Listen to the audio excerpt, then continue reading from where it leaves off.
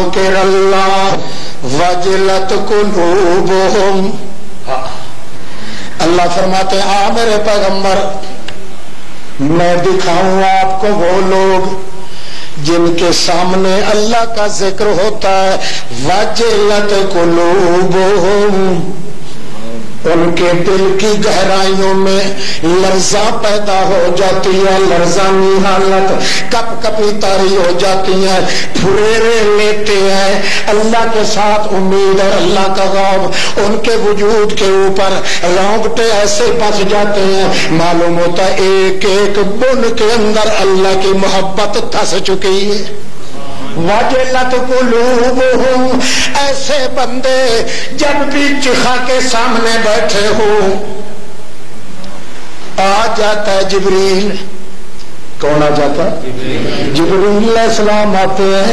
حضرت ابراہیم خلیل اللہ پھگورے پہ بٹھا دیے گئے ہیں, کپڑے بھی مشرکین نے اتار لیے ہیں, ننگا کھڑنگا الف تلف کر دیا ہے. اللہ کے پاک باز بندے کو جبریل کہتے ہیں اللہ اے اللہ کیا گل ہے. میں تو یہی بات کہتا ہوں ابراہیم کو تو بھی دیکھ رہا ہے, میں بھی دیکھ آیا ہوں کہ اس کے تو زیب تن کپڑے بھی ظالموں نے اتار لیے. تو پھر کیا ہے جو تیرے پیچھے گھر برباد کر کے آیا, اجڑ پجڑ کے آیا, اپنا خاندان بھی چھوڑ کے آیا, اپنے بہو بیٹی بھی چھوڑ کے آیا, اپنے بچے جائیداد اولاد چھوڑ کے آیا, اپنا مشن وطن بدن چمن امن سمن چھوڑ کے آیا, اپنی شوکت طاقت قوت حذاقت دیانت متانت چھوڑ کے آیا, اپنی صباحت ملاحت ولایت صدارت سیادت قیادت چھوڑ کے آیا, اپنی جدت حدت محنت مشقت معونت مہارت شفقت درجت منقبت لازت فجقت فرحت البت خلوت جلوت چھوڑ کے آیا. سب کچھ چھوڑ کے تیرے پیچھے آ گیا. مگر اللہ ہم دیکھ رہے ہیں کہ وہ تو یوں ہی بیٹھا ہے لگا تک یا تحیر پہ شباب اپنا لٹا بیٹھے. یوں معلوم ہوتا ہے اس کی جوانی بھی اسی چخا کے لیے بنائی گئی تھی.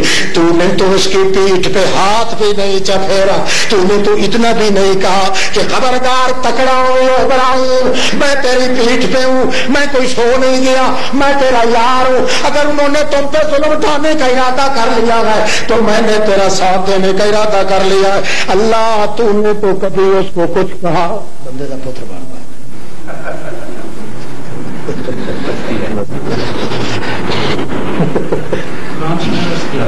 نہیں کدے کدے حرام کھانا تھا.